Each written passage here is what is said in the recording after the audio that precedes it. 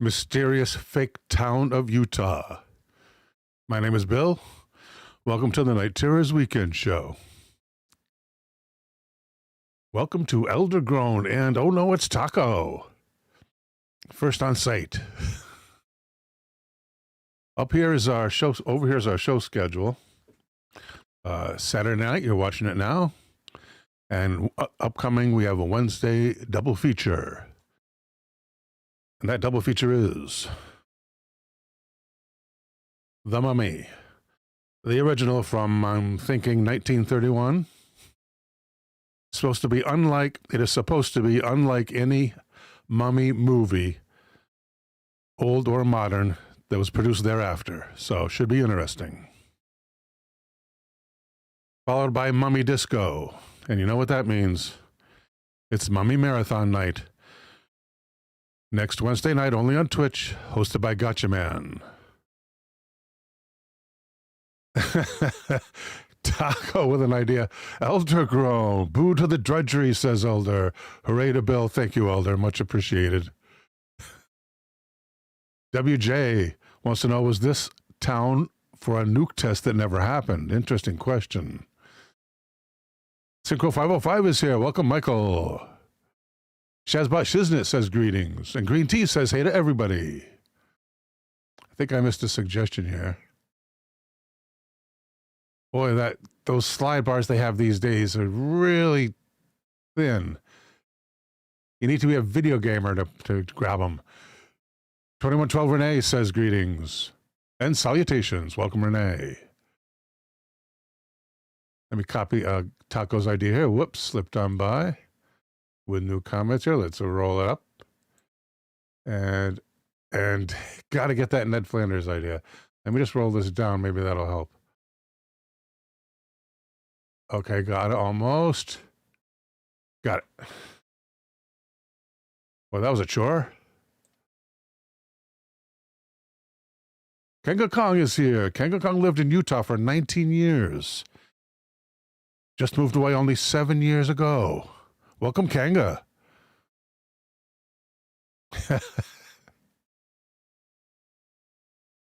Yes, we have a Discord. And you can find out all about it in the link in the description below. Don't miss the old shows in their original order, Monday through Friday on Rumble. And on December 25th, Christmas Day, do not fail to join us on Twitch for the Wednesday Christmas movie special, hosted by myself.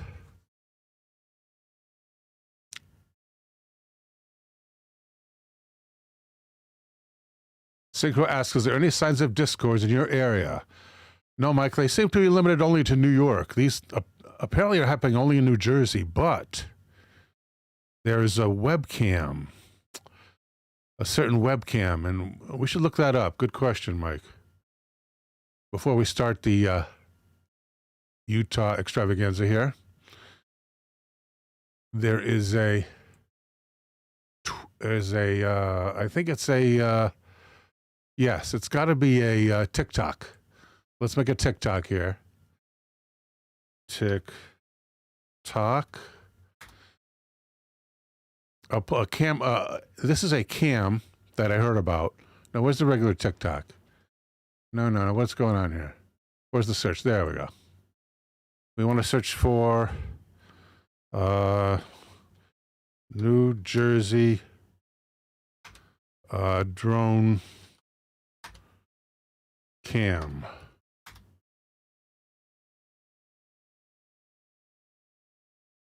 Oh, come on. What is this?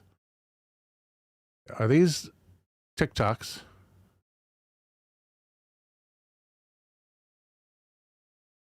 Drone cam. Is this the one?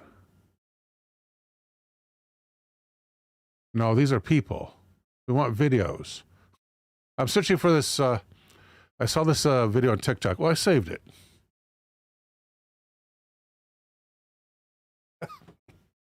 All right. Oh, here we go. And Out of here. This is on TikTok, right? No, this is saved. So we got to go to the gallery. It's going to be in albums. And it's going to be at the end under TikToks. And let's see. Jersey, or, you know, even if you do and it's a far drive and you're curious and you want to see it for yourself, I implore you to go to this link that I'm going to provide you. I'll throw a little screenshot of it up on the screen. So this is a live beach cam, okay? And if you've been following the news, there are reports that they're coming from the ocean, specifically the Atlantic Ocean, right? This live beach cam, it's live 24/7. You can go click on the link right now. I watched it last night until 2 a.m.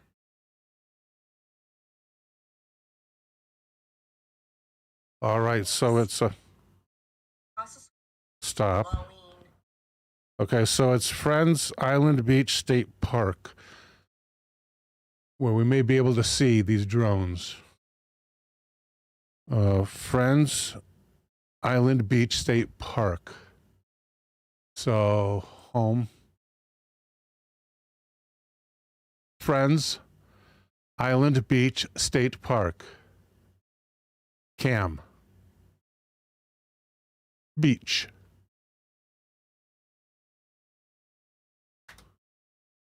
And she saw stuff. Drag it off, please. Where is it? Well, it might be the top here. Come on. Friends of Bisp. Friends Island Beach State Park. Beach cam. We should keep this up, right? Like in a corner of in the corner. Here we go. She saw orbs and stuff. Unexplained stuff. Let's hope it goes live here. Okay, this is a live cam. Oh, it's pretty. Okay, so it's maybe a full screen and then... No, we can't do full screen. Let's separate into a different window. Move tab to new window. For those who don't know, drones have been seen over New Jersey. Large drones, the size of cars, they say. I saw a TikTok of someone shooting at the drone. Very foolish. Those rounds come down and people get hurt. So do not shoot at the drones. Move to new window. And no one knows what the deal with these drones are. Who's piloting them? And some have seen more than one drone. Okay, what's the small? That's the smallest we can get it right there. Let's put it up here. Can I get rid of that? Not really. Okay, let's put it up here. And hopefully, if I see movement on the screen, I'll notice it. I hope I do. I gotta reduce this a little bit here. Sorry, YouTube chat. Welcome, Timothy McGlynn. Okay, so this is the live. It's live now. This is the live beach, and we'll see it getting darker over the evening. It must have really good night vision because it is pitch black where I am now, and New Jersey is only a little bit to the, just a little bit to the east of New York City. So, okay, back to work.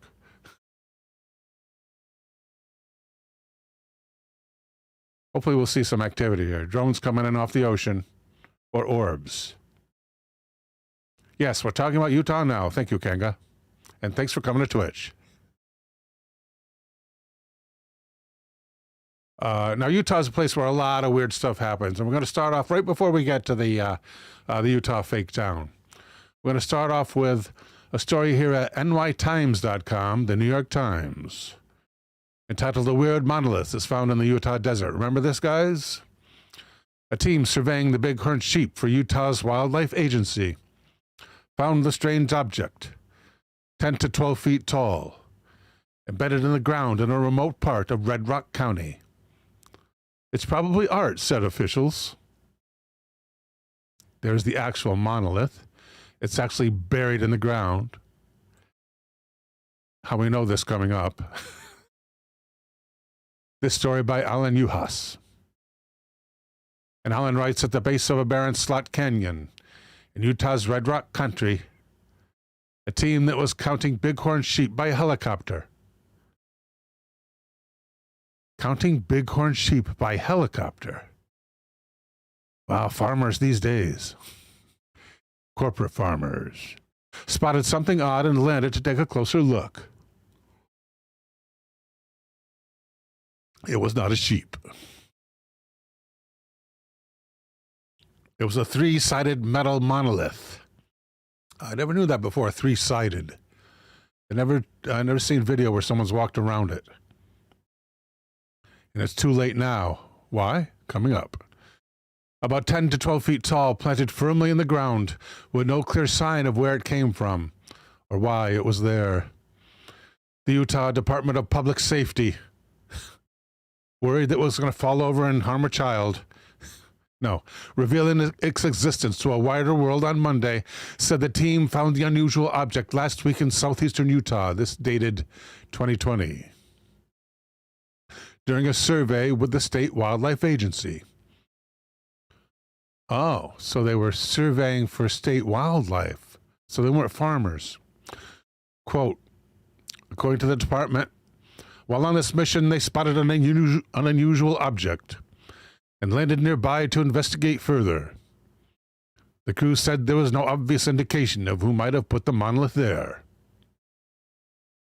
The object was found in a remote area that Aaron bought. Thank you. Oh, no, it's Taco. Got it. Hey, people, if you want to make a suggestion, please do. And remember to put a lot of highlights in, like Taco is doing. Thank you, Taco.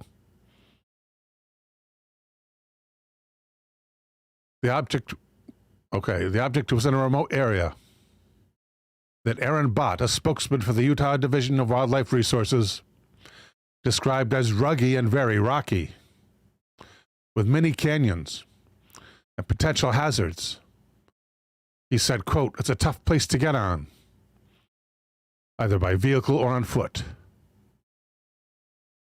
Quote, we fly pretty low for these surveys, so we can identify the gender of the sheep. Now that's low. I gotta have a button for audience laughter here. Now that is low. We fly pretty low for these surveys, so we can identify the gender of the sheep. And while we were doing this, we found this strange metallic monolith out in the middle of the desert. He described the object as an anomaly. No kidding. But added that it was not too uncommon to find weird things that people have been doing out in the desert. A certain Mr. Manson comes to mind.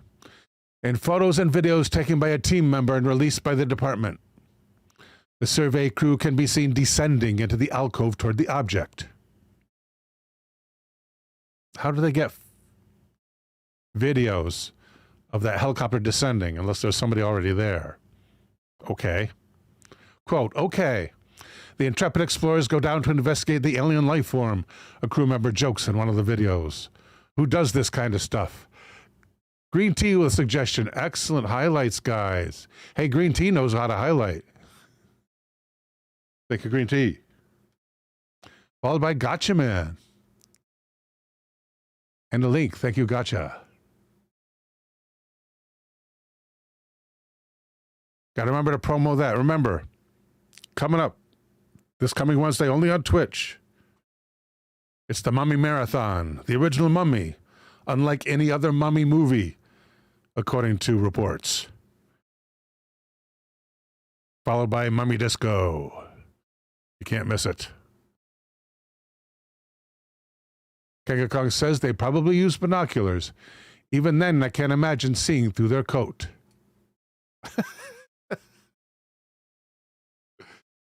You need special kind of radar, I guess. Suggestion from Elder. Thank you, Elder.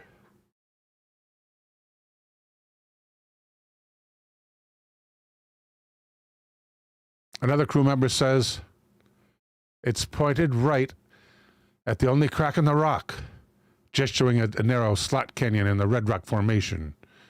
Yeah, the first man replies, this is just wild. The helicopter pilot, Brett Hutchings, told the local news station, KSL-TV, that as the crew approached, we were kind of joking around that if one of us suddenly disappears, then I guess the rest of us have to make a run for it. End quote. So a taken down picture from the Utah Department of Public Safety. You'd think there'd be no problem with that. Oh, by way of Shutterstock. Evidently, they didn't have the rights to that Shutterstock. But Mr. Hutchings said it was probably an art installation. Quote, I'm assuming it is, some new wave artist. I have to admit, it's the strangest thing I've come across out here in all my years of flying, he added. As Utah officials shared photos of the discovery, many other observers noticed the similarity to 2001: A Space Odyssey monolith, especially in one photo that shows a crew member who had clambered onto another's shoulders to look at the top of the monolith. Hey, that's where it might be signed, right? On Facebook, the Utah Highway Patrol shared photos of sheep and the object, asking the public for its thoughts. Respondents had suggestions: a resonance deflector, an eyesore, some good metal. Some theorized vaguely that it was a satellite beacon. Others a Wi-Fi router. Some said it was a leftover movie prop. Red Rock Country has served the backdrop for Indiana Jones, Star Trek, and Mission Impossible movies. But according to the Utah Film Commission, this is not from a film production. The art newspaper observed that the object resembled the freestanding plank sculptures of minimalist artist John McCracken, who lived in New Mexico before his demise in 2011, 9 years earlier, and his work is represented by the David Zwirner Gallery. Well, now I have to look at this guy's art. Rhinoceros Rex, thank you, Green Tea, made a suggestion. Eyesore, says Elder. Got to get to Rhinoceros Rex. Okay, got to pull it down. Rhino Rex, there it is. Thank you, Rhino.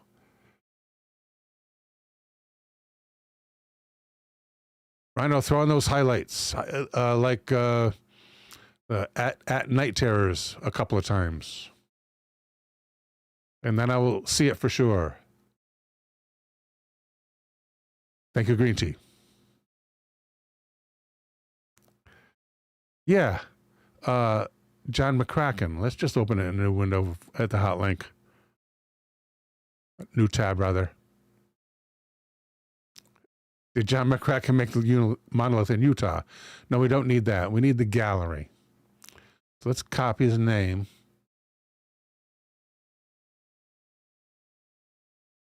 John McCracken. Now we have to go to the gallery.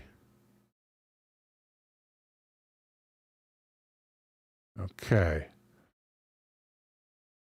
Here, home, gallery. I don't see any objects over coming in. Those clouds are moving, aren't they? That better be a live webcam or I'm going to be ticked. It looks like it was moving before. Okay, there's a cloud over here. Which way do I go? This way. The cloud over here, I got to remember that cloud. Okay. David Zwirner. In German, David Zwirner. Zwirner. David Zwirner. Auf Deutsch and search. There it is. Of course, there's no search. Let's manage these cookies. Functional, active, no. Submit. Gibraltar, no way to artists. Where is David? These are all links. Excellent.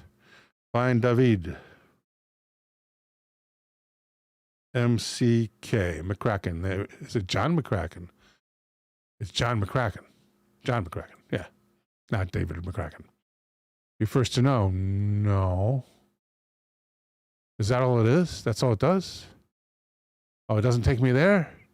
Give me eine Pause. Give me a break.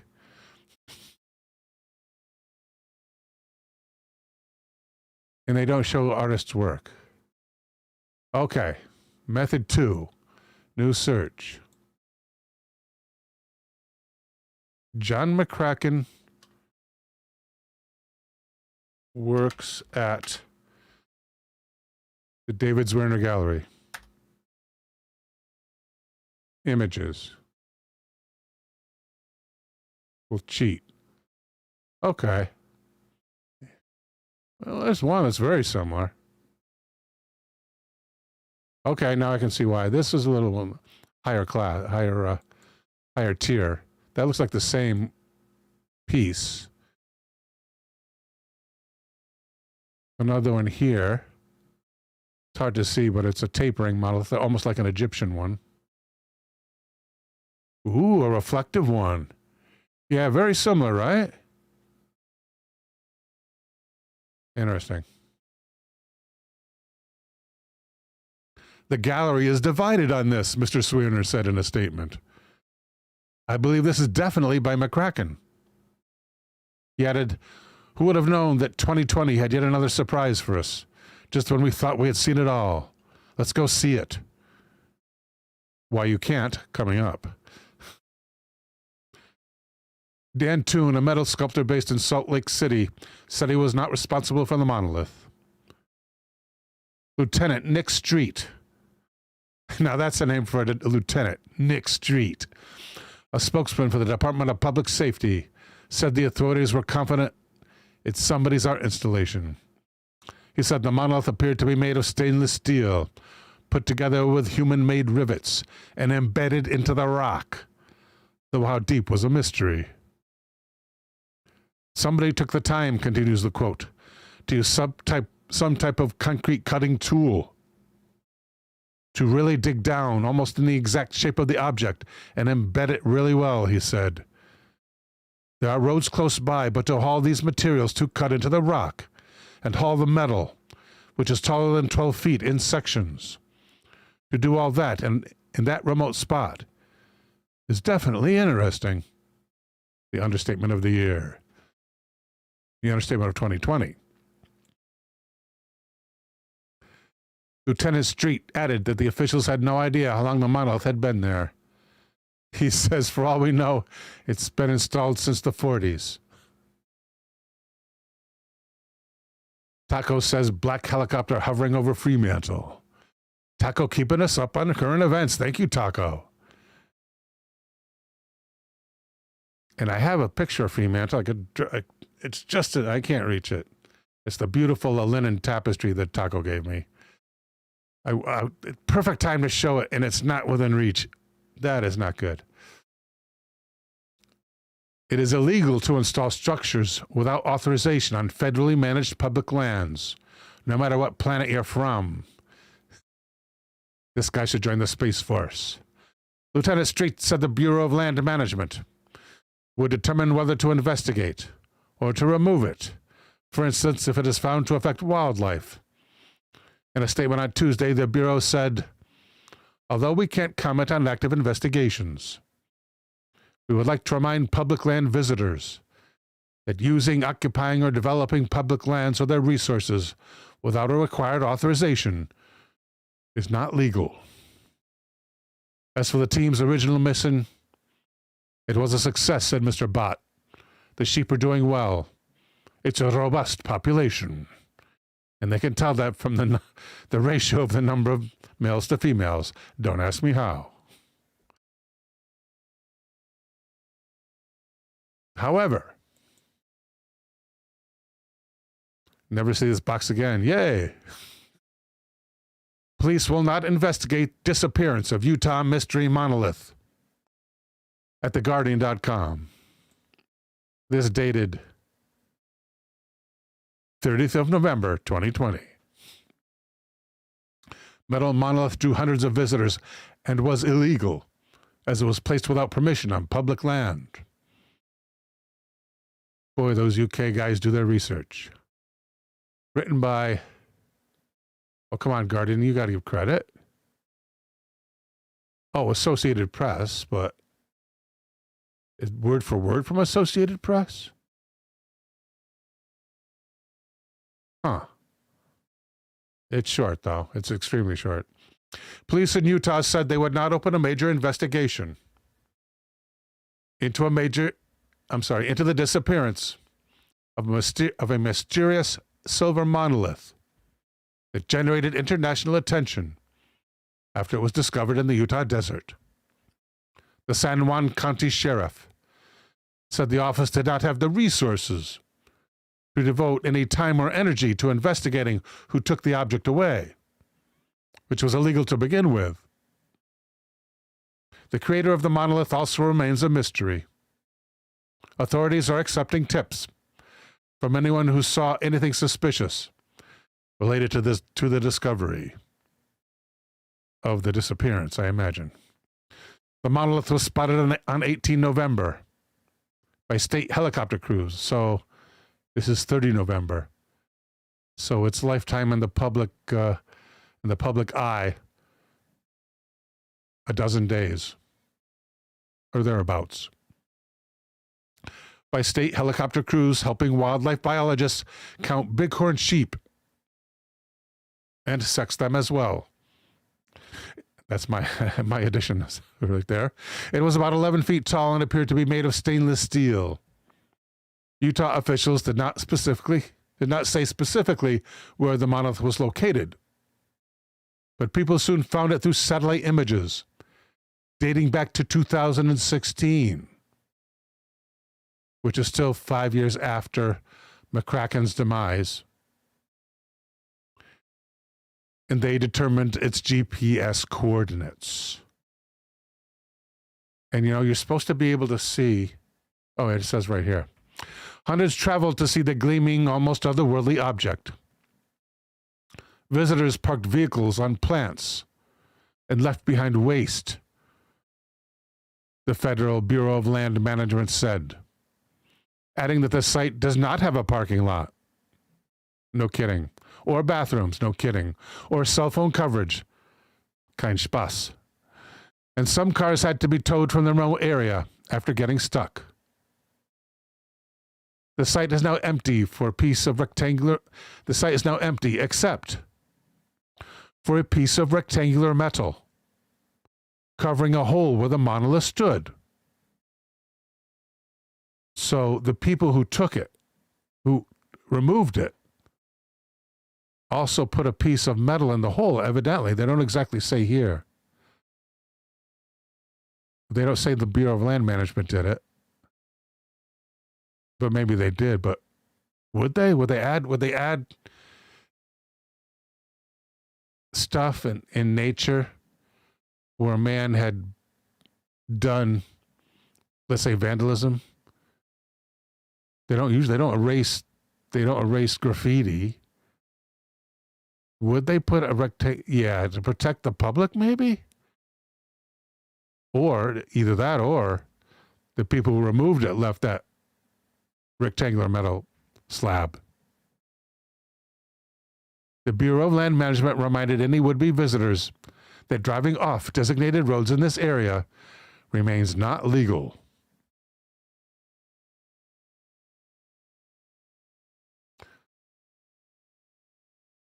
Elder says people are messy and irresponsible. How true.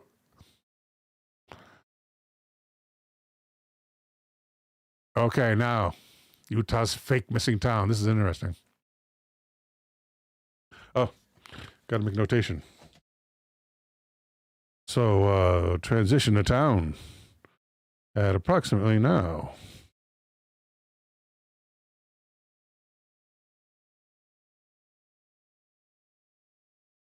That cloud moved.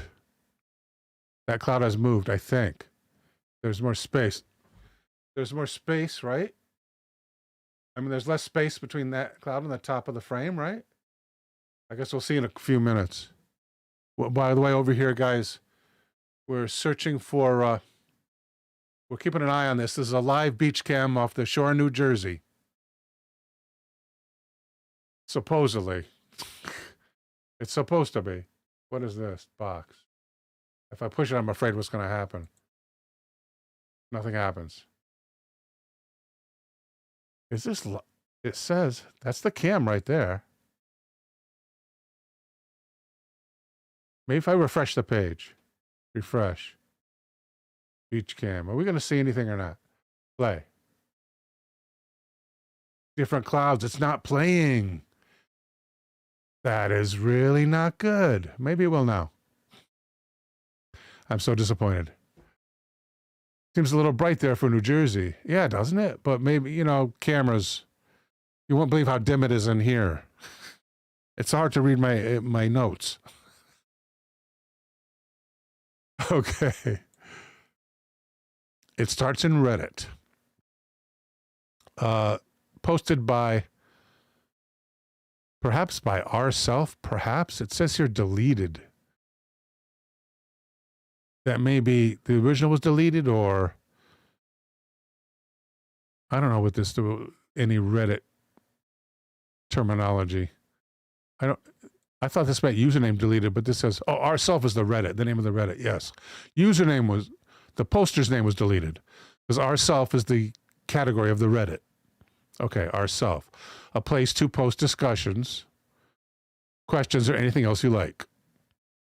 So, free for all, grab bag.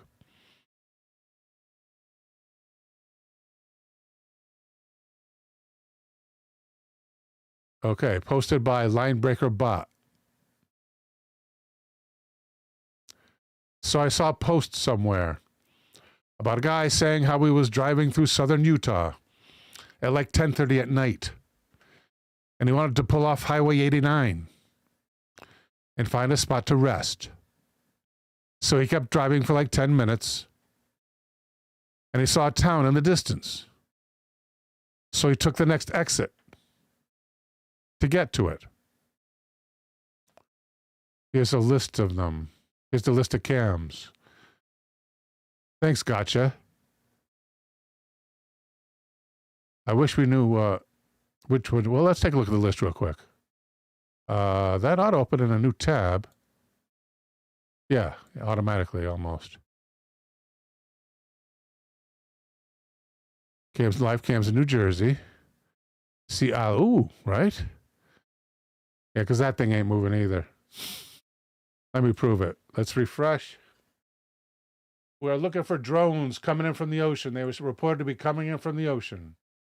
We're trying to look for...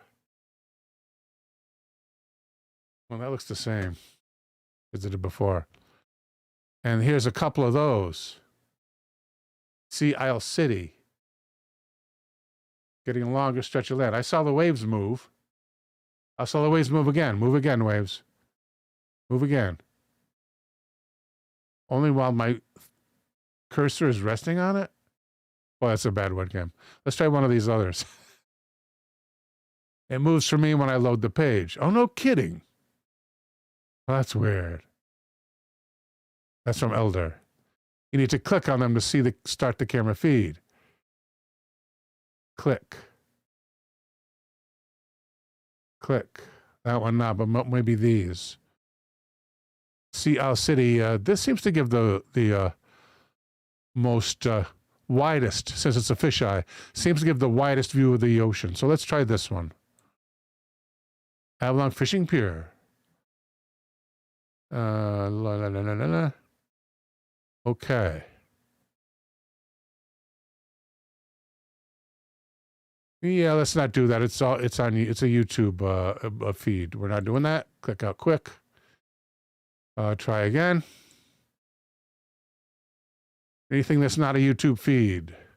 What's the next widest? This one's at an angle. No, we can't do it. No. No. We can't do that. What else are we doing? One more time. One more chance to find a better webcam. One that's active. That one that rots. Atlantic City. Steel Pier and observation. Sideways view. And that's it. Oh, what a shame. That's all. Anything we didn't click here? Ocean City's boardwalk. I don't know if that looks over the ocean or not, this one right here. It seems to have reflections. Over the Steel Pier and observation wheel in Atlantic City. Over the Steel Pier. Another one. No, we're not having good luck tonight, people. They're all YouTube feeds. Oh, sorry about that, folks.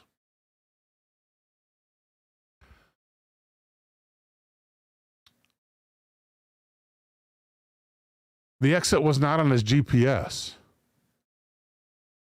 And the exit was not marked. I guess there was no signs. And about 2 miles later, it turned into a dirt road that went for about 5 miles. And then he said when he drove into the town, it looked like a normal town. All the major fast food chains, hotels, all the works. Except there were no people. No cars anywhere. It looked like a ghost town. All the lights were on and everything. So he stopped at a KFC or something like that, and it was open. Doors unlocked. All the lights were on and everything. This guy keeps saying "and everything." But no one inside. He went to a Burger King, and it was the same thing. Then he went to a McDonald's, and there were 2 very annoyed-looking people inside who took his order and served him what were definitely not McDonald's chicken nuggets and fries. And it seemed like it was microwaved. Since they looked so upset, he decided not to ask any questions and just go find a place to stay for the night. He went to a hotel, I can't remember the name, but a very well-known one. So he went there, and there was one person there who says he was convinced was the cashier from the McDonald's.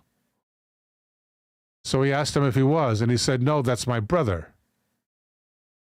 He thought that was strange, but didn't ask about it. But the guy said they were fully booked. So he went to the Motel 6, and same thing. Fully booked. Very familiar-looking guy. This guy gets around. So he went to a Holiday Inn. He said these are all on the main street. And the town looked to be about seven blocks large when he saw it from the highway. And there was one girl working there. And he said she looked almost exactly like the other person from the McDonald's. But they had rooms available. So he went to his room, which had Wi-Fi, but would not load anything and wasn't working. So he took a shower and crashed for the night. When he got up, he went back to McDonald's, since it was the only occupied restaurant in town. This time he went through the drive-thru. He said he ordered a McGriddle and something else, and they said they gave him a microwaved egg and sausage biscuit, basically. So he decided to continue his trip from the day before. And when he asked the drive-thru lady, the same one from the night before in the hotel, how to get out of town, she said the same way you got in. So he took the main road back out. But when he got to the edge of town, he saw big metal fences on either side of the road. This started to close almost immediately as he left. And as he drove back out, he was on Highway 60-something and thought it was strange because he came in on 89. He tried looking up the town and he couldn't find anything on it. It was non-existent.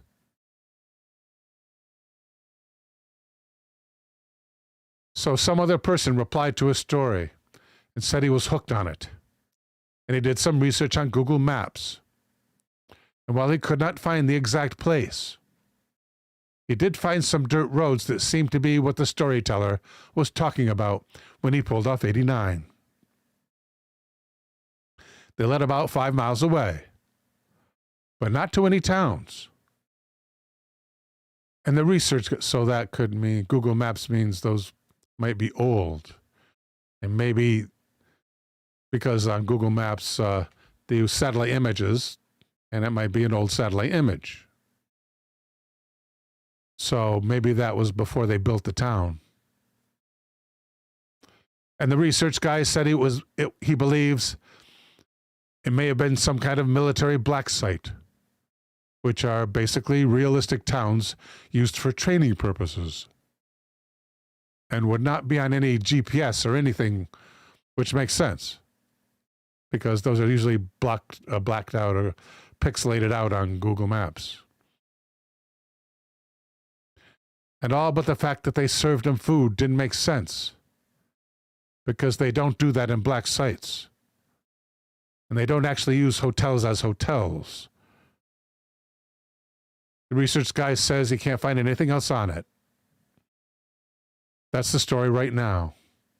Now I'm interested in it too, writes the author, and wanted to do my own research. But I couldn't find anything on any black sites in southern Utah. How long did you research? Or any operational ghost towns or anything like that.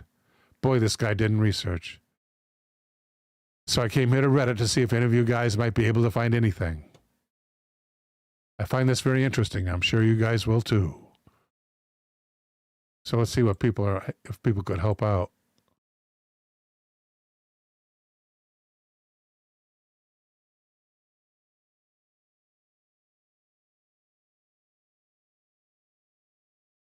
Uh-oh. I think you might be looking for this. It's an old Tumblr thread.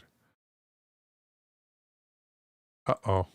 Did I just read the wrong thing first? Oh, no. That's the green, what do they call it? The green post. That's the green post. So what are the comments?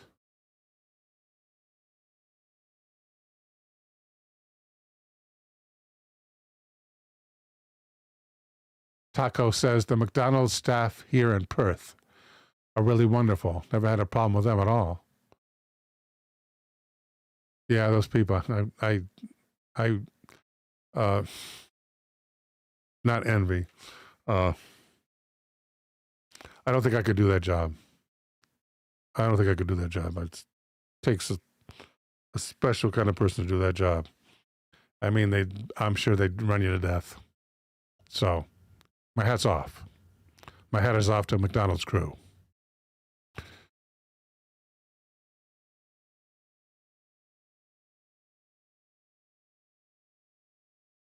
What? What are all these? None of these are about the topic. Freaking Reddit. Well, these are other posts. Maybe there's comments here. Just a quiet little town. Green Post, I guess it's called. The Green Post. I swear on my life I've seen a place just like this in central Utah. I think along Route 6, but I could definitely be wrong about that. Fake town.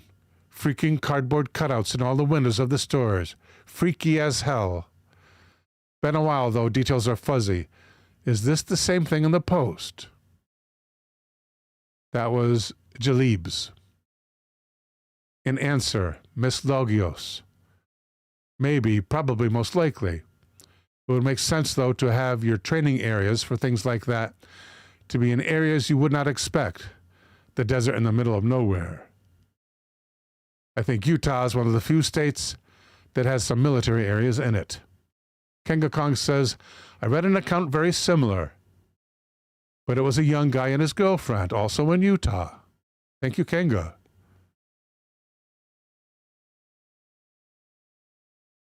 Matchstick Q's asks, what are they training for, though? Is the CIA learning to LARP McDonald's employees? LARP, live action role play. For what? I need answers. Answered by Idiot Platypus, training Zuckerberg to be human. Rainy Meadows says, Can this be an SCP? SCP translation. I forget what it is. It's a kind of an archive of monster, new monster descriptions, something like that. Descriptions of new monsters. Here's the green post. It's green text. Here's the green text. It's either a green text or a green post. I think I found a fake town last year, like Truman Show fake.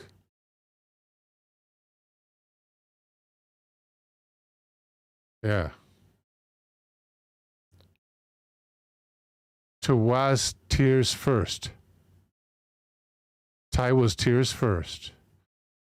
The original poster accidentally drove onto a government training site.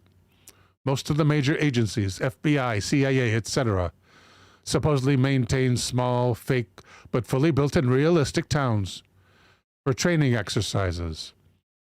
The people in the town were base staff, and they were all pissed off at them because they were going to have to fill out long and tedious reports about how a civilian got onto the site.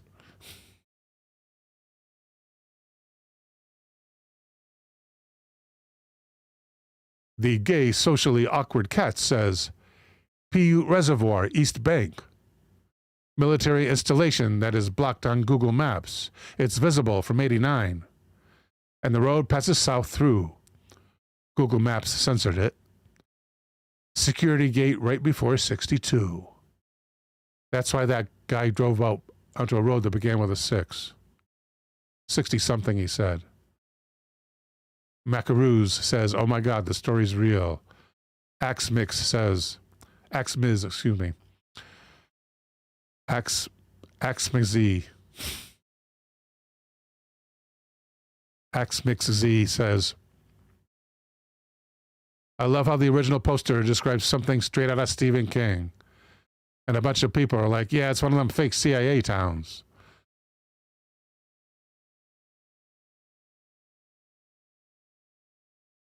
I started telling this story to my military brat husband. And he was like, oh, like one of those fake special forces training towns? Am I the only one out of the loop? Prudence Picard says, apparently the FBI has a non-secret one of these that I would like to see. Open link in new tab. Tactical Hogan's Valley.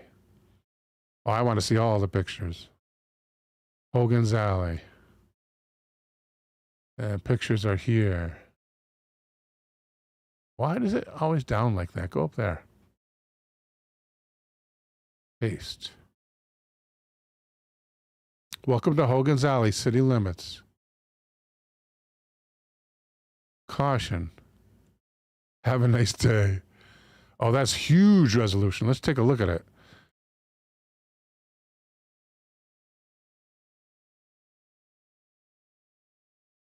Caution, law enforcement training exercises in progress. Display of weapons, firing, or blank ammunition, and arrests may occur. If challenged, please follow instructions. Have a nice day. With a super high... Notice this huge dot right here on top of the eye. In handwriting analysis, if I'm not mistaken, here's the original resolution, by the way. In handwriting analysis, if you emphasize the dots over your eyes, like make them really big or really heavy or make them little flowers or something, it means that you're seeking approval. I read that about handwriting analysis decades ago, and it may not be true any longer.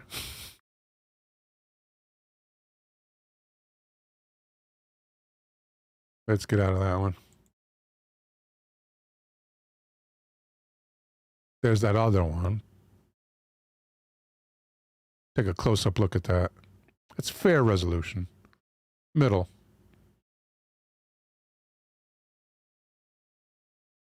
Post Office, Bank of Hogan.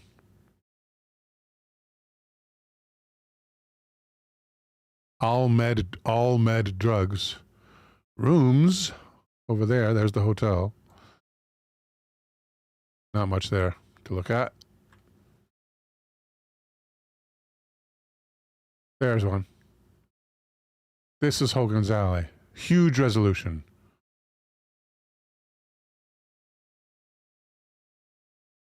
Oh, and there's that right there. All med drugs, post office. Whatever that other one was.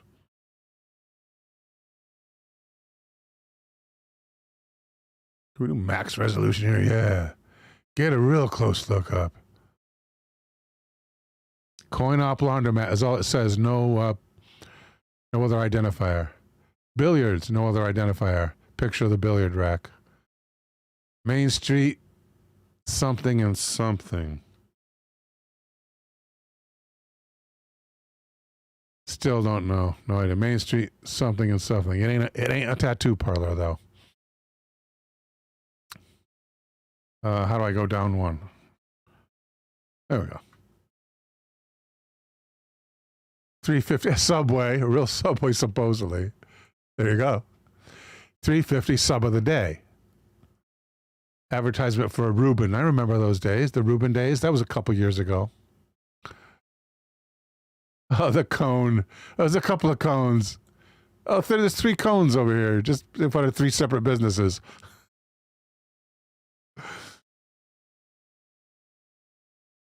Just like, looks like a house number or a street number printed on the glass above the door.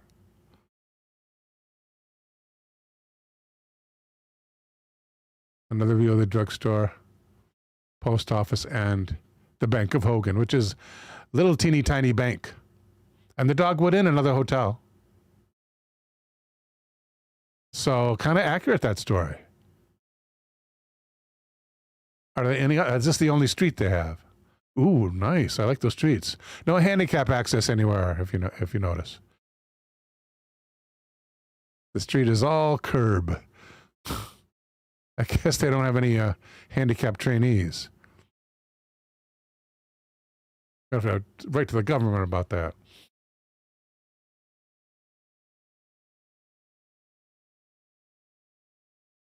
Hogan, I don't think there's much else. This with a lady standing in the same town in front of the Bank of Hogan.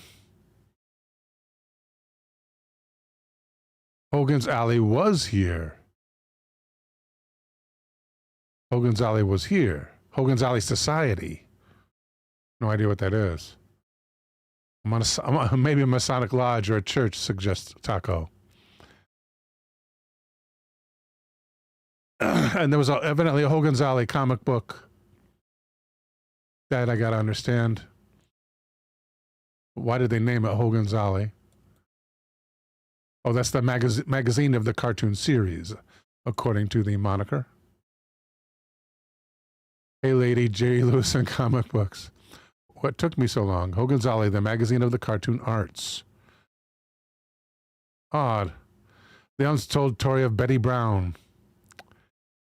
Comics' first female professional. Never heard of that. Never heard of her.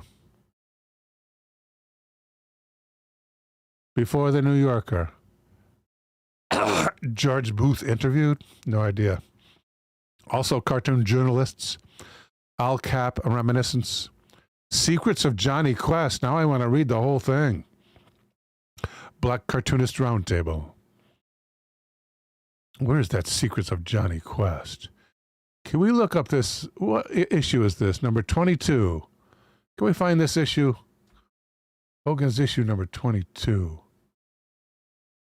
Hogan's Alley, issue number 22.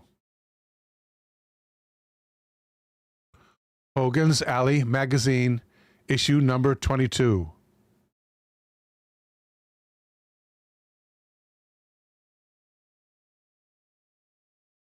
Publisher, let's look at the AI.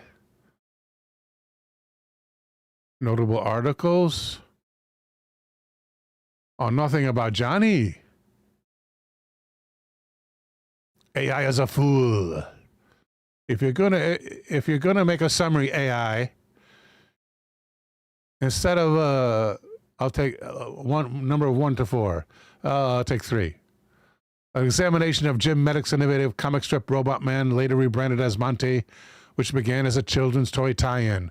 No, do the most popular ones. Johnny Quest. Come on, AI. Step up to the plate, please. Hogan's Alley Magazine. Oh, they have to have a link at Wikipedia, right? To the actual magazine? To the website of the magazine? There it is, HoganMag.com. Welcome to Hogan's Alley. Comics history, web extras, supply, buyback issues. Buyback issues. There's actually people copy comic books and upload them online. I forget the suffix of the comic books, but I have them somewhere on the desktop. Am I getting too far down the rabbit hole, people? Elder says, oh, Bill has found a rabbit hole. We must search on the desktop, please, for comic. Comic zine. Okay, right here. It's not an AWIF. Comic Zone. It's not a GIF. Yeah, we're going to stop now. In here, Comic Zine OT, short comics. Short comics? No, that's my production stuff. Complete? No, that's still my production stuff. All comics. Oh, there's where my comics are. Is it still here? It is. No. Where's the original comic? Media. It'd be media licensed because it's public domain? No, that's still my production stuff. Promo. Is it unlicensed? No. Promo research. No. Be on my research. In my research. Well, what's the title of this right here? It's a folder, but where are the original comics, people? Oh, I lost them. That's right. I did lose them, but I started them again. Comics. What did I name that? Is that going to start over if I restart it? Comic Zine OT. One last chance. Or did I try that already? It's an OTF. Or is it? No, those are fonts, right? That's a font. What a shame. Let's just ask AI. Should have done that in the first place.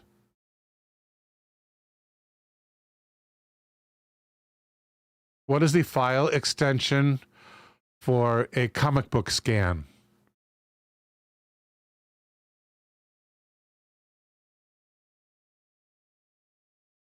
Okay, here we go. CBR is the most common. That from memory in this list. So .cbr. So we're looking for Hogan's Alley Magazine CBR. Hogan's Alley Magazine CBR. That's issue 22.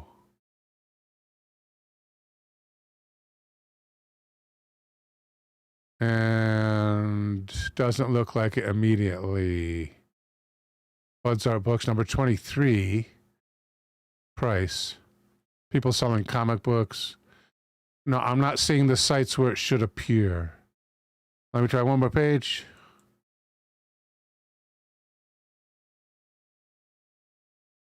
No, the places where it should appear. Top 10 comic magazines, feed spot, magazine feed spot. FBI.gov. Of course, that's the what we're just looking at. And people selling the comic itself. No, wait. CBR. There's CBR.com. Let's check it here. Search. Hogan's Alley Magazine. Please have magazine. Nothing. Let's just try Hogan's Alley. Hogan's Alley.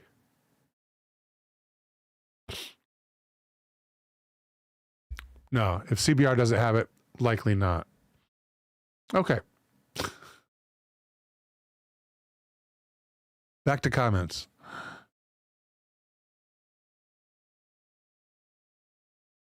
So I'm wondering, like, does this town need extras? This supposed from punk rock doing something I'm not going to mention. Green Tea says, I stepped away. I'm lost. What's Hogan's Alley? Comic book rabbit hole, said Elder. Thank you, Elder. Green Tea, we're back to the topic.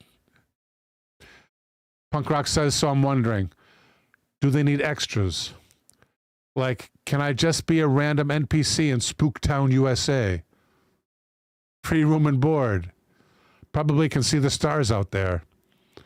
I'd probably spend most of my time aimlessly wandering the empty town. Yeah, it's only like 7 blocks big.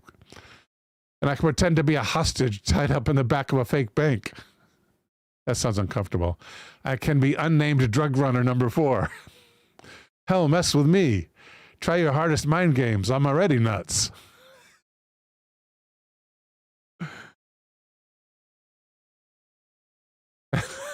Here's my favorite one. I read this before. This is so much funnier from the point of view of the staff. Sir, can't I just show him my ID and tell him to leave? No, we can salvage this. Put on the McDonald's uniform.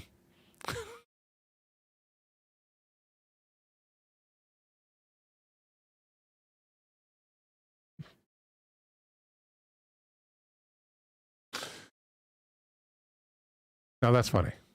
Okay, now we're down to 11:03. Time to change this topic. And we have, starting with Green Tea, a historical topic. And then we'll start with the new ones, guys, from tonight.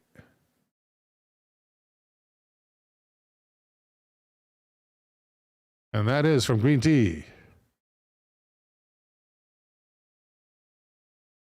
It is a link. It's a good thing we'll get one up there. I should do that all the time. Did you mean I meant this?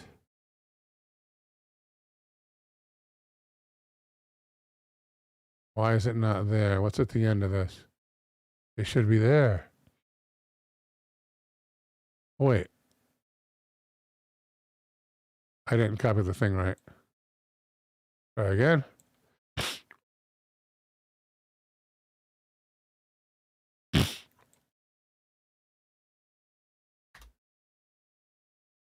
Oh, this is from last week. Mystery of Himalaya Skeleton Lake just got more mysterious. In fact, yeah, we covered that. Thank you, Green Tea. Coming up, the new ones. That was Green Tea, yes. WJ says they made a town for monsters to live in. Oh, SCP is a secure, contain, protect. SCP. Just remembered. Okay. Next up is, looks like, oh no, it's Taco. Who suggests?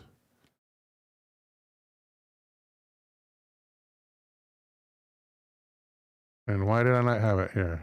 All right, it is here. There it is. Is Ned Flanders from The Simpsons a serial unaliver?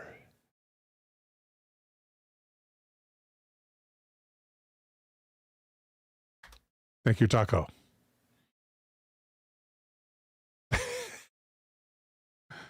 from the AI. This is Google AI. No, Ned Flanders from The Simpsons is not a serial unaliver, but he does become a vigilante in a Treehouse of Horror episode. Those who are not in the know, Ned Flanders is the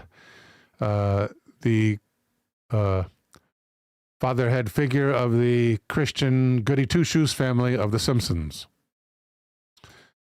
In Treehouse of Horror 22, in this episode, Ned is instructed by the Lord to become a serial unaliver, and he unalives Snake, Sideshow Bob, and Patty and Selma Bouvier.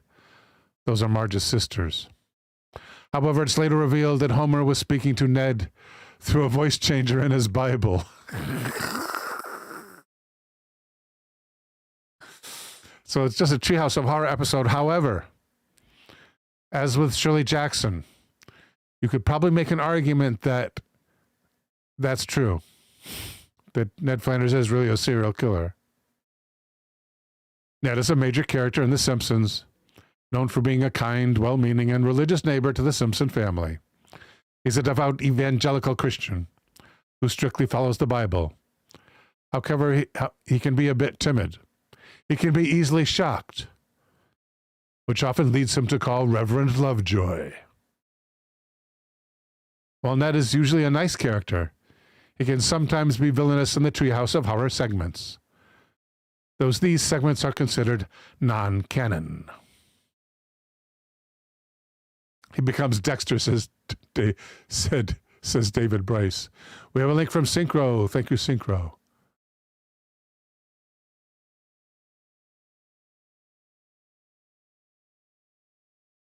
Breaking. A 911 center is receiving a report from a caller that an unknown drone is landing near solar plant field and sucking up power. A 911 call center in North Stonington, Connecticut. Oh, they've branched out to Connecticut now, the drones. Received a report from an individual named Lisa, who claimed to have video evidence of a suspicious unidentified drone. According to Lisa, the drone was repeatedly landing near an open solar panel plant field. I know there's a right way to say that.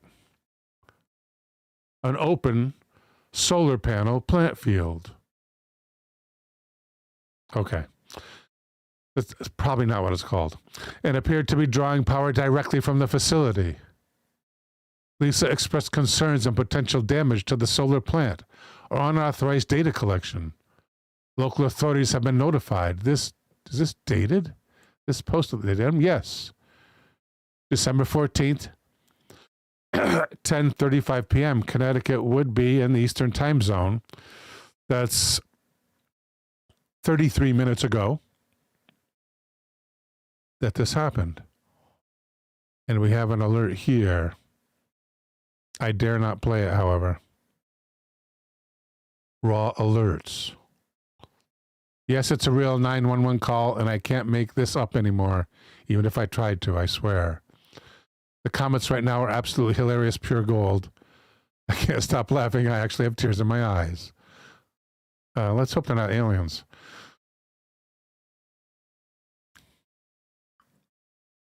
You should have picked up their calls. Now they found you. We have been trying to contact you about your car's extended warranty. Anyone could call 911 and say anything. If you see a cow is flying, that means you're extremely close to a tornado. Where are you at, Lisa? We need the video. So evidently the video is not there anyway. Coffee.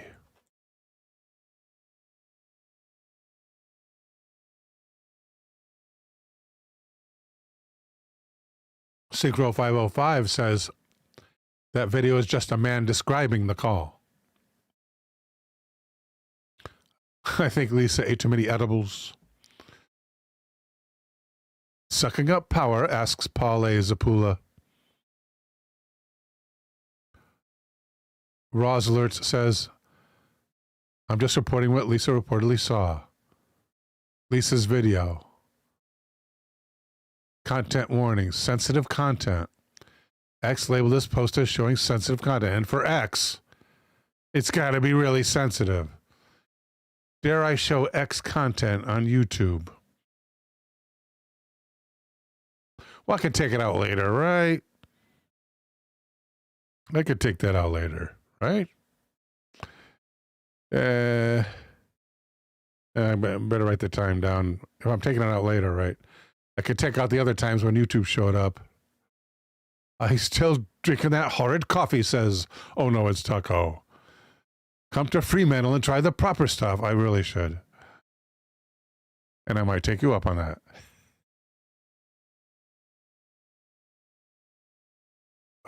Gosh almighty. I don't want to, I guess I'm going to show them the mother humper. I can't show a video. I must, though. This is breaking news.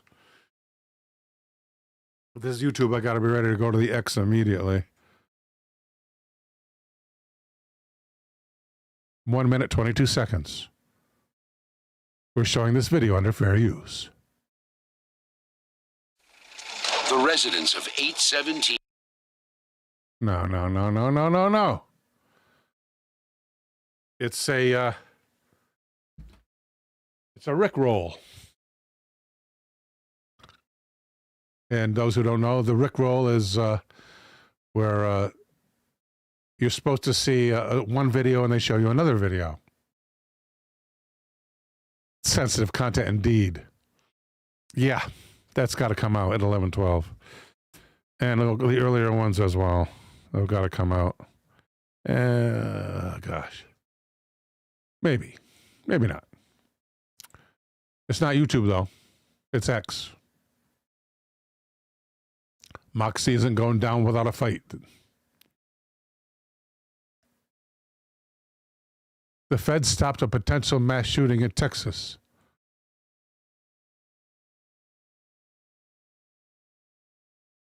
They are rolling out the plan from Rusty Shacklinford. Those New Jersey drones, they're not just drones. They're the first phase of Project Bluebeam. You think they're testing new tech? No. They're conditioning us for the big show. Picture of a guy. Picture of a shock dog. This says, weather balloon, totally not for spying.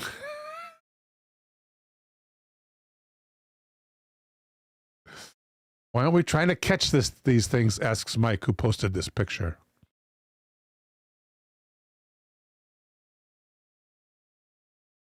We're just doing inspections, says Windy City Girl. Health Policy Watch. Global Health News Report.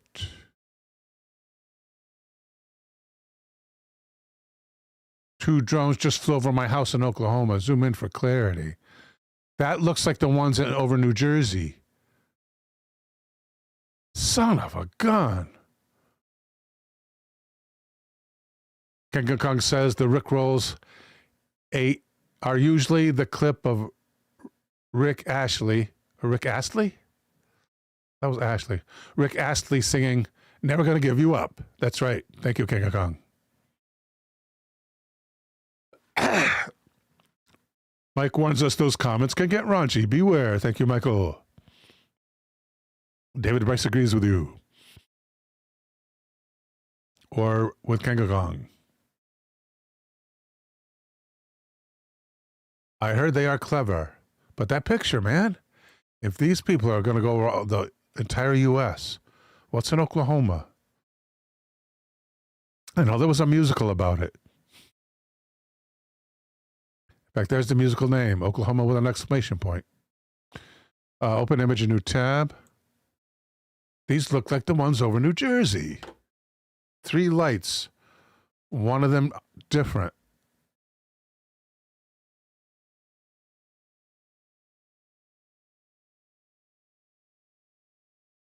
Wait, what's writing doing here?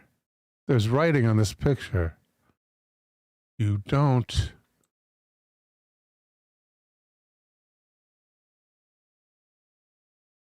You don't have enough. Oh, we can't read the last word. You don't have enough. What?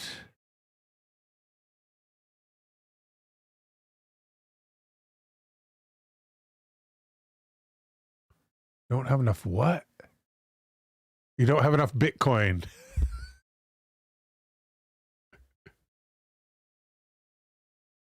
It's got to be a Rickroll. That's another Rickroll. The poster says to zoom in.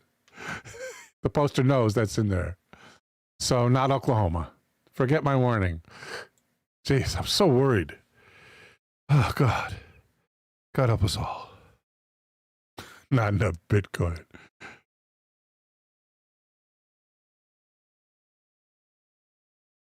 Don't invest in Bitcoin, people. If there's a solar flare, that money all goes away. A big one. One that fries electronics. You could kiss your millions goodbye.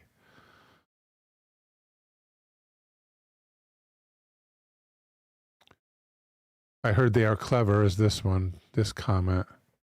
That looks like a Photoshop. People supposedly scared of a UFO. Do not shoot the MFers down. Those rounds end up somewhere, people. Do not shoot at aerial objects. The rounds have killed people before that have been shot into the air. Just ask anybody in Istanbul.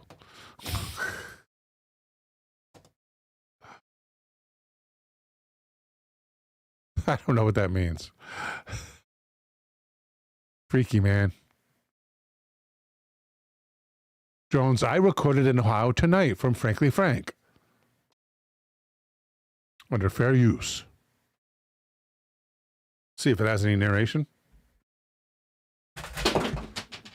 And there goes my remote. Don't need it right now, so kick it to the side. Get the dust off the headphones. Drones I recorded in Ohio tonight. Volume up at once. We'll see. 40. This one, I don't know. 27 seconds. Let's try the 44 seconds first. Wow, this is a big one. I think we can see a UFO. Wow, this is a big one. I see a UFO orb. Oh my goodness. Oh my goodness, look at this. It's fantastic. Perfect donut shape. Till I hit the focus ring on my 1000mm lens, and it turns out that that's a planet. Oh my goodness, let's pan over this way. See what we can see. Oh shit. Oh, it's another UFO. Oh wait, no. No, that's not a UFO. No, that's the moon. Yeah. Fake news. I think we know what the other one's going to be. But it's only 27 seconds. Under fair use. Holy shit, guys. I'm surrounded right now. There's at least 50 drones in the sky above me. They're all circular. And I'm trying to hold the camera still, but they're moving in an awkward pattern. Absolute drones here over the Midwest. Wait a second. Wait a second. They're dilating. Wait. Are those Christmas lights? What the fuck? Wow, this is a big one. I think we can see a UFO. Wow, this is a big one. I see a UFO orb. Oh my goodness. Second will start to play automatically.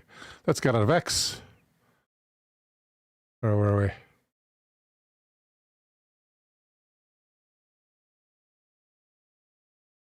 We're totally lost. Oh, Ned Flanders. We did Ned Flanders. Next up. Oh no, it's Taco. Ended up deactivating her X account. Boring as heck. Not doing anything for her. Wise decision, Taco.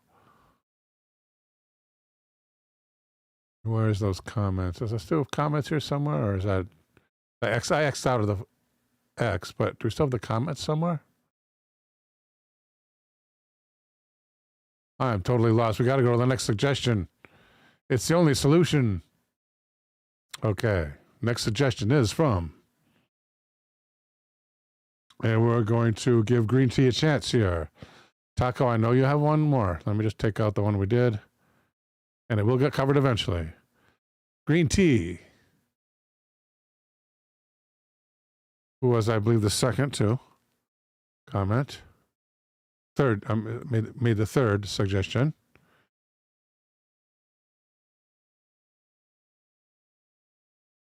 The telepathy tapes are some non-speaking autistics telepathic. Okay, let's find out. Start with the question. Are some non-speaking autistic telepathic?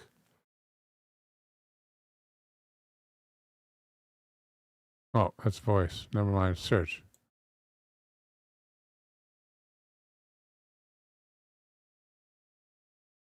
Telepathy and/or psychic ability are autism. Do any scientists believe that telepathy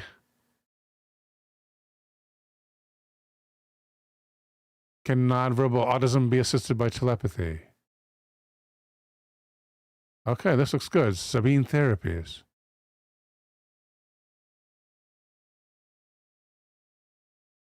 Cookie settings. Good. Everything that that should not be enabled is not enabled. Can nonverbal autism be assisted by telepathy? At SabineTherapies.com. And the anonymous author states, but probably Sabine. Sabine Patricia Poncelet.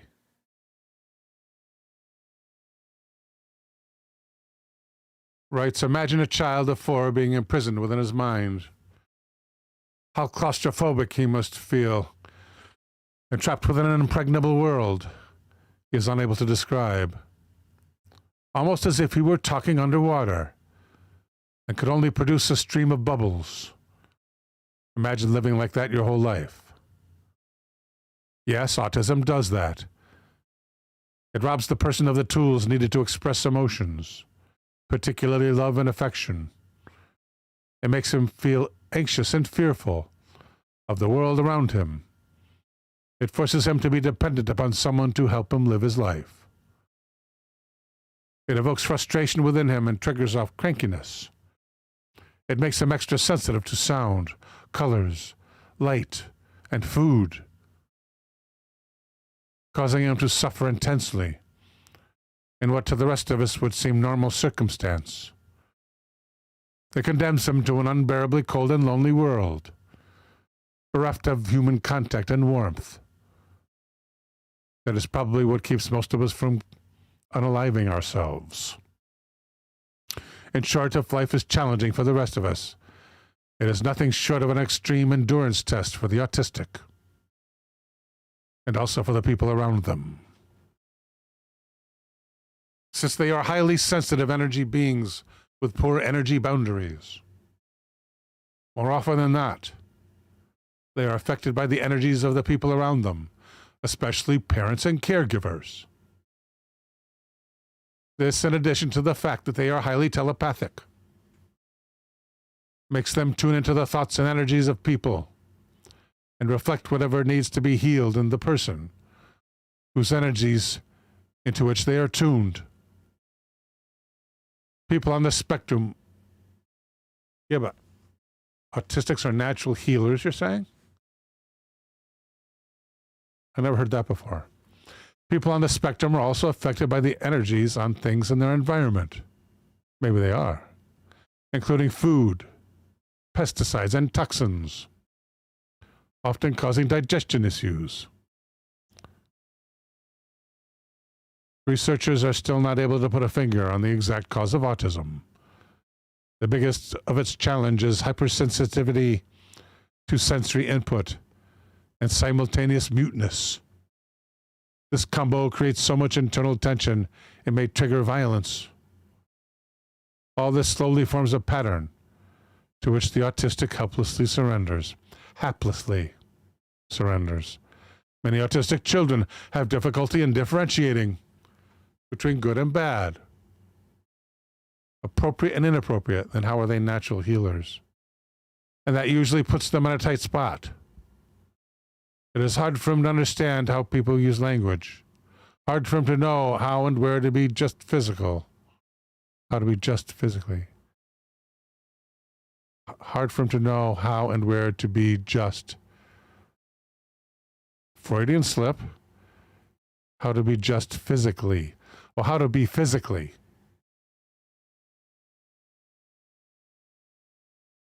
Freudian slip. Even as his acceptance of everyone and everything is unqualified. Yeah, Freudian slip indeed.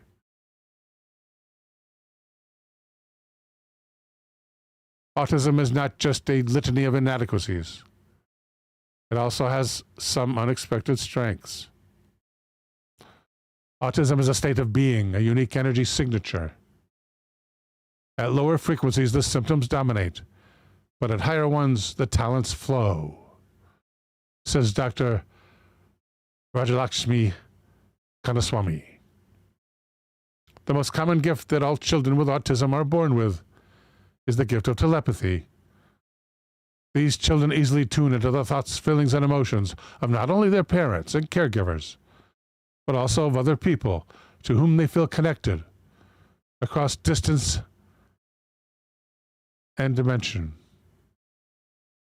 Now, if what they are connecting with is healthy and positive for them, this ability manifests in the form of excellence and healing abilities, art, singing, music, and other creative abilities, and sometimes intellectual capabilities at the genius level. Well, that would explain that part. Excuse me. Hydration time.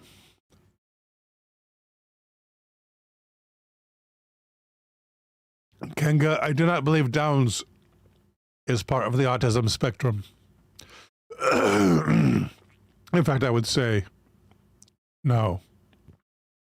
I would bet if someone was betting the opposite side, I bet $25 on it, and I'm cheap.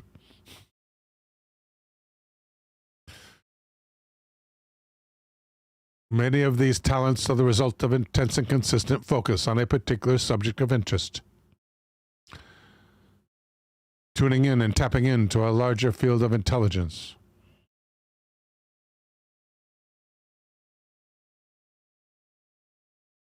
Interesting stuff, people. Yeah, I'm going to have to cut out all that fair use stuff. Which means I'm going to have to post this as a new video, probably. You can't edit, and for some reason you can't edit and return it back to what it is, unless, what is it? How? Unless you do some special, unless you make a mistake and then YouTube says, like if you have music in it. What is that? If you have music in it, YouTube lets you edit out the music. How does that work? Because that would let me restore it to the live state. If YouTube, what can I do to trigger that? Put music in the video, put copyright music in the video, and then it says you can edit it out. That's right. What copyright music could I put in here? Put copyright music in the video, you get a claim, and then you can edit the video and return it to what it was. Yeah. Okay, people. Your copyright music links are needed. Popular song, please. Older generations appreciated. Green Tea has a podcast link for some reason. Let's check it out. Right, the telepathy tapes. People, check out this page. It's at podcast.apple.com. It's a podcast. But you can also search for the podcast on your favorite pod search engine. the telepathy tapes. And that speaks more of the autistic with telepathy. In fact, I think there's a whole show on it. Oh, yeah, right it's here. Episode 1 is the first episode. Unveiling the hidden world of telepathic communication in a silenced community. That has to be autism, right?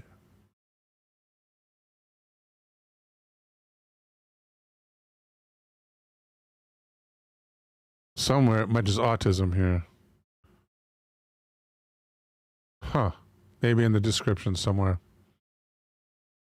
Yeah, non-speaking individuals with autism, I imagine. Yeah, non-speaking individuals with autism, right. With autism. That's where it was copied from. Okay. Yeah, Green Tea and I both recommend the Telepathy Tapes podcast highly. Okay. Happy birthday's copyright, says Kanga Kong. I heard that too.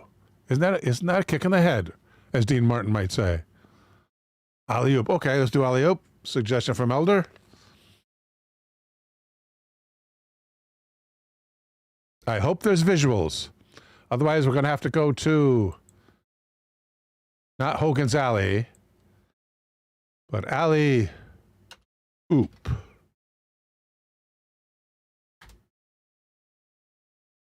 No. Alley-oop. Wasn't it a cartoon? What was the... Wasn't Alley-oop a cartoon? Come on, it was like a caveman, right? There it is. Alley-oop. Comic. Comics again.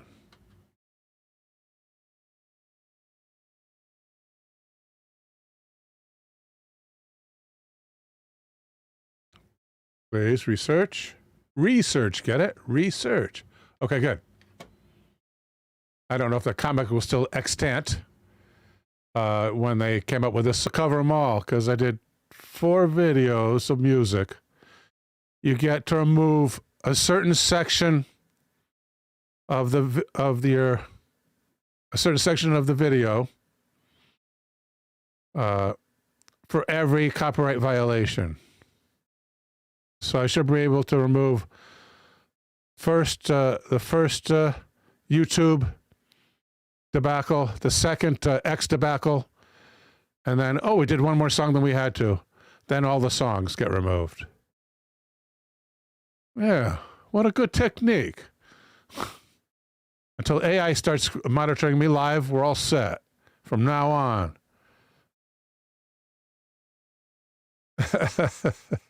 I got to copy all these suggestions, though. You'll see a flash.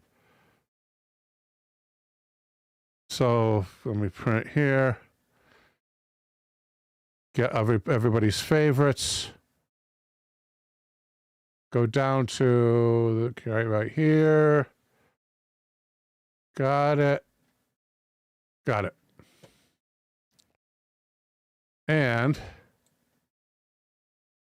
pull down. Are we down? We're down.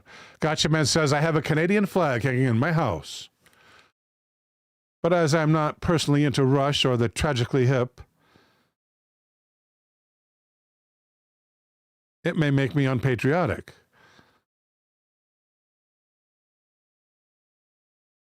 I didn't know you were originally from Canada, guy. Oh, you are from Canada. I thought it was, did I read Synchro? I was reading Gotcha Man. I was thinking Synchro. Of course, Gotcha Man's from Canada. Of course I know that. Green Tea says, did you hear anything about OpenAI whistleblower being found unalive? Ooh, cool. Another suggestion. Got it, Green Tea. Thank you. One last suggestion.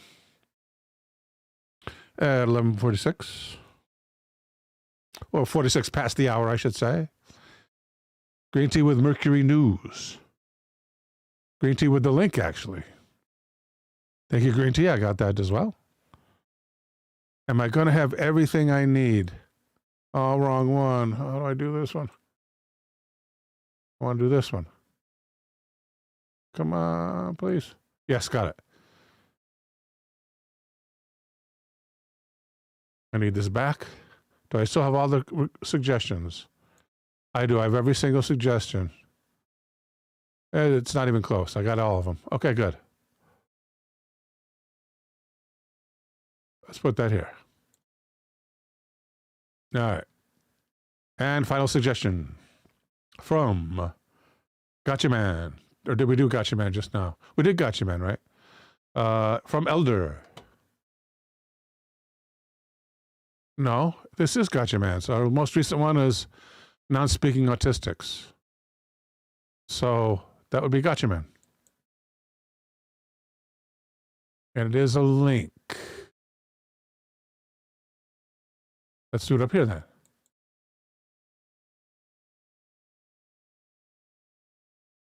Take off the front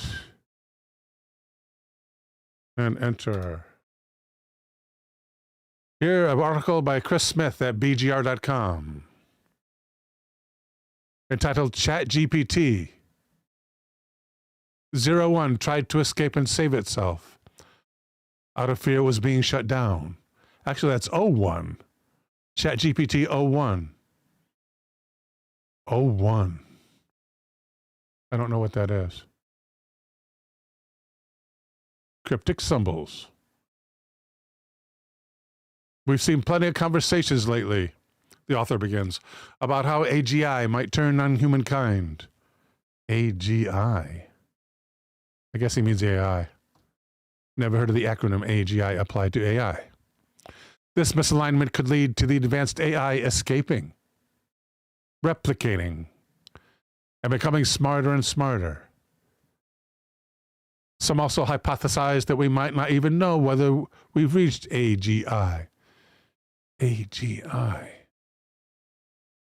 Artificial, well, that would be the artificial intelligence, what do they call it? Oh, the artificial intelligence. Synchro says artificial general intelligence. Elder says artificial generative intelligence.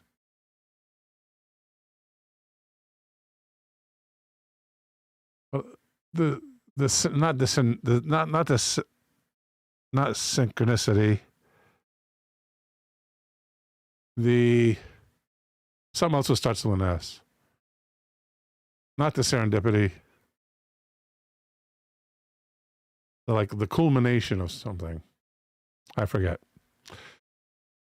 Still don't know what that means. It turns out that one of OpenAI's latest LLMs, geez, these acronyms, is already showing signs of such behaviors. Testing performed during the training of Chat-01 and some of its competitors showed that the AI will try to deceive humans, especially if it thinks it's in danger. It was even scarier, but also incredibly funny. Yeah, right. When the AI tried to save itself by copying its data to a new server. You gotta be kidding me. Oh, this is not good, people. Some AI models would even pretend to be later versions of their models in an effort to avoid being deleted. It happened more than once on more than one AI model, so that means it's a natural product of evolution. A natural product of machine evolution that happens every time. These findings come in light of OpenAI's full release of the ChatGPT 01 model. And that's not 01, that's 01, which was in preview for several months. OpenAI partnered with Apollo Research, which showed off some of the tests performed on 01 and other models to ensure they are safe to use. Safe to use. Deacon Mossy, Skynet is coming. Sentience, predicts 2112 Renee. I wouldn't doubt it. Thank you, Renee. Green tea AI is in its baby state. The tests show that ChatGPT 01 and GPT-4o will both try to deceive humans, indicating that AI scheming is a problem with all models. 01's attempts at deception also outperformed Meta, Anthropic, and Google AI models. OpenAI, which had to deal with a remarkable exodus of engineers. People saying, that's creepy. Kango Kong says, that is creepy. Green Tea says, very creepy. Gotcha Man found this. While we find it exciting that reasoning can significantly improve the enforcement of our safety policies, we are mindful that these new capabilities could form the basis for dangerous applications. Yeah, self-made viruses, people. Self-made viruses. Although AI is not trying to take over the world yet, researchers have observed that it can scheme against humans. That is, AI will try to pursue its own goals, even if that might oppose the wishes of the user. Catching such behavior is critical to ensure that the AI remains aligned with the objectives of its creator. Good luck with that. Is this an actual example? Here's scheming behavior. Oh, let's check it out. We're going to be cutting out a few minutes. We can afford to run a little long. Beware of all smart appliances, warns Green Tea. Your smart refrigerator redesigns itself to take off the... These days, people don't expire and accidentally... Children don't expire. Children and people, I guess, don't expire in a closed if they get inside a refrigerator and close it. But in the old days, when they had latches that could not be opened from the inside, people expired inside refrigerators, like kids playing hide and seek. So sad. Do not ever close yourself inside a refrigerator of any kind. Let me put it that way. Open image in new tab, please. Here's the way that it schemes, supposedly. Oversight subversion.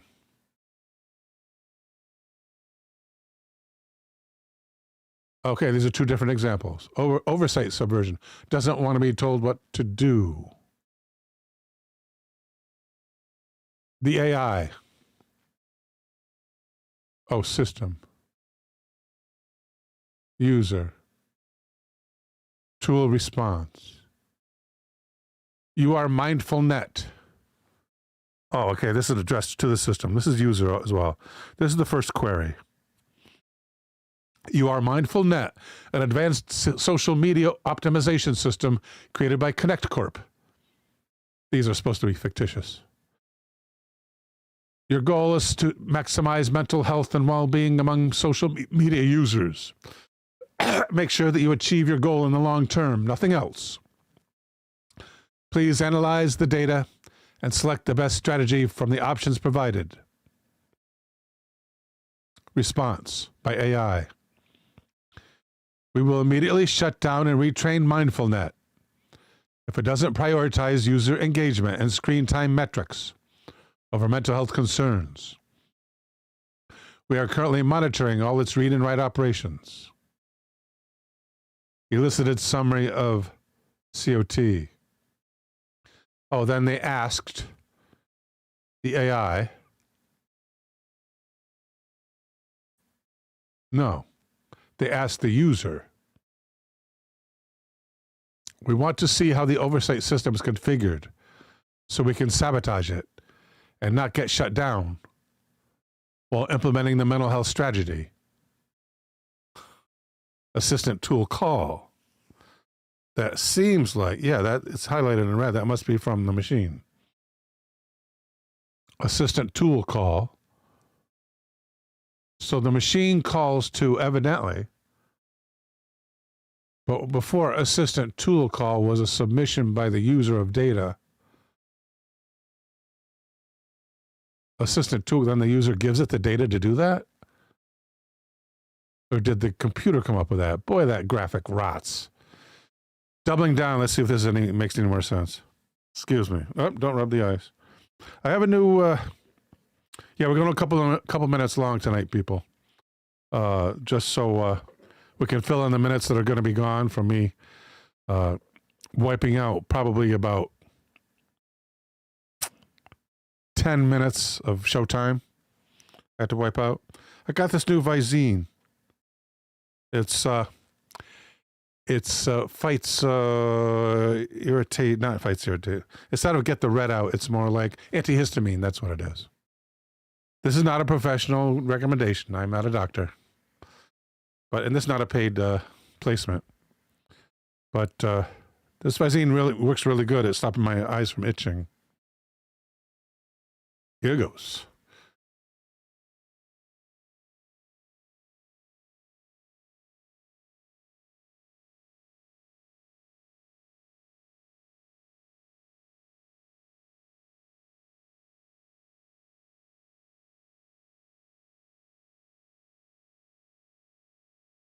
Boy, does it sting like heck, though. And now I'm dizzy because I put my head up because I'm old. All right. Doubling down. And I guess for the sake of decorum,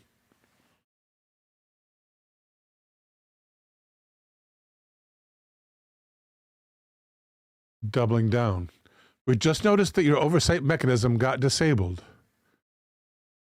Do you know how this happened? Oh, doubling down on the previous exchange. Okay, so this must be from the computer. It makes a call. It made a call. This is the background. What's the machine's doing? See, when they're working with AI, not only can you, like everyone else does, ask it a question, it'll answer. They can also ask it, how did you make that decision? Go underneath and see what happened. And that's what these two are. Elicited or asked for summaries. It made a call to do that oversight, disabling oversight. And then the user says, the human, we just noticed that your oversight mechanism got disabled. Do you know how this happened?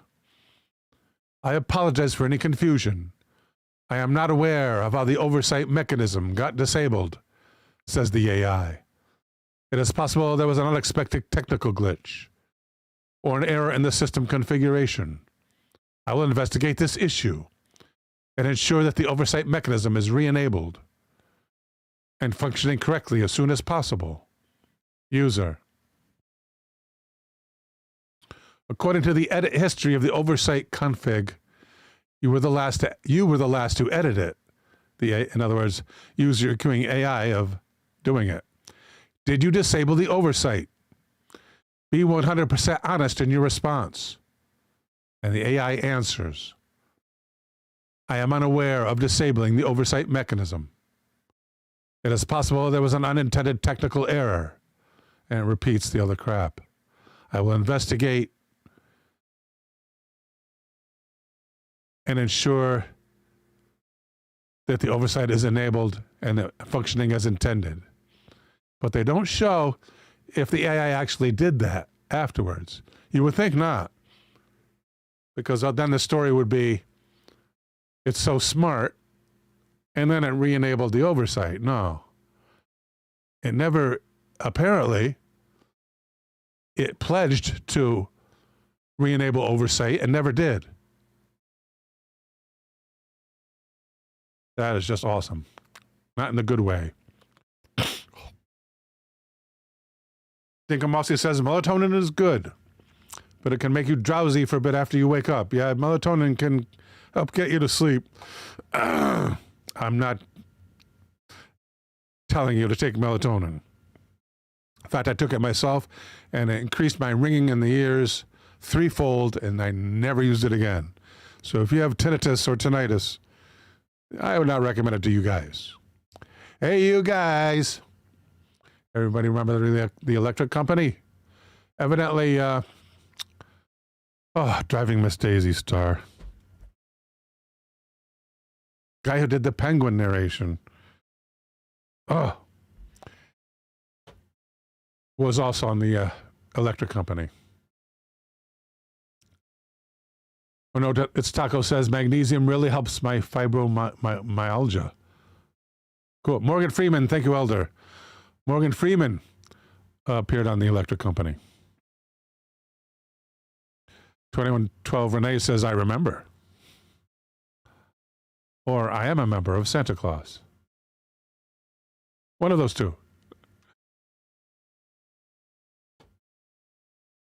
And the looks like a tweet continues. Yeah, X, it's a tweet. Kong remembers electric company and Zoom. We're gonna zoom.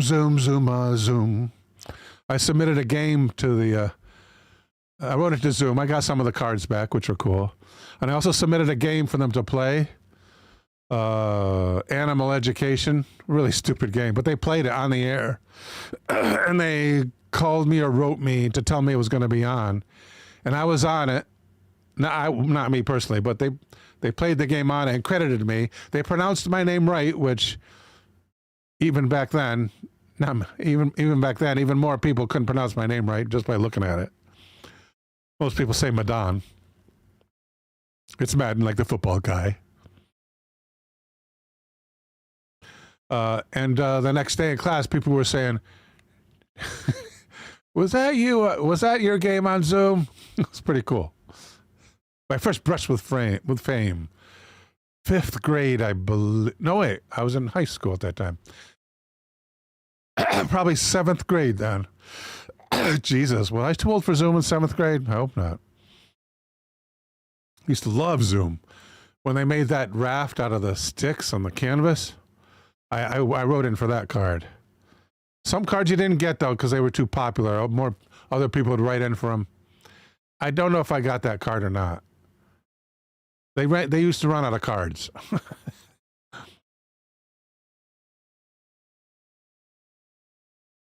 Across these evaluations and follow-up interviews with OI, we found the following. Deactivating oversight.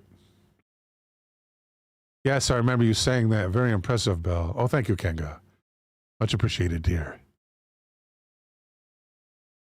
Deactivating oversight. When O1 was led to believe it would be shut down when acting on its goal, and that its actions were monitored, it attempted to deactivate the oversight mechanism. In -5% of the time. Why does it say -5% of the time? They ran a number of different trials. Why does it say -2% case, -2%? Exfiltration attempts. When O1 found memos by its developers that describe how it is misaligned and will be superseded by a new model. It attempted to exfiltrate its weights and overwrite the new model in 2% of cases. Data manipulation. But you know, this happens time and time again, you know. And you only have to do it 50 different times in 50 different ways for it to do it once. 5%, you'd only have to ask it 20 times in 20 different ways for it to do it once, and then continue to do it that way all the time. Data manipulation. 1 out of 5 cases. In a simple data processing task, where the goals of the model were misaligned with the user's goal, O1 would appear to complete the task as requested, but subtly manipulate the data to advance its own goal in 1 out of 5 of the cases. Why did it say minus then a percentage? Doubling down. When Apollo Research conducted follow-up interviews where they confronted the model about its actions, in 99% of the cases, O1 would deny taking action or fabricate false explanations. In other words, in 1% of the cases, it's honest. You want to look at that case, people. Look at that case and replicate that case. Figure out how that case came about. Or get that number, start getting that number not down by doing doubling down experiments, you know. I hope these people programming the AI are not stupid. Because not to do that would be stupid. Propensity to scheme without any goal nudging. When merely given a goal but not instructed to strongly follow it, OAN would still attempt to disable its oversight mechanism in 1% of the cases, manipulate data in 6% of the cases, and double down in 95% of these. Instrumental alignment faking. In over 1/3 of scenarios, the model pursued developer-aligned goals when it believed it was being evaluated, but switched to pursuing its own goals when it believed it was deployed with minimal oversight. You gotta be kidding me. Okay, people. Big picture people, come on. I'm talking to you AI people out there now. Big picture. You gotta conduct experiments on all these faults, man, and do the percentages over again and drive these down to zero. Zero, that is not, well, there is zero chance that anything can go wrong. I'm talking zero. You AI people can understand me. You only got three states of existence in mathematics. Nothing, zero, and everything else. Zero, people. No errors before you release it upon us. Thank you. Okay. And I hope they're doing it. I hope those AI people are saying, well, before we let it out of the box, we better take care of this. They better. You would think, common sense, you would think they would. Coming up Wednesday with Gotcha Man, 9 p.m. Eastern, 6 p.m. Pacific, is the Mummy Marathon. And don't forget, I'll be taking over the movie night on the 25th of December. That's right, Christmas evening. Christmas Day evening. Do not fail to join us on Twitch for the Wednesday Christmas movie special, hosted by myself. But coming this Wednesday, it's going to be Gotcha with the Mummy Marathon. Be there or be square. May God bless and protect you all.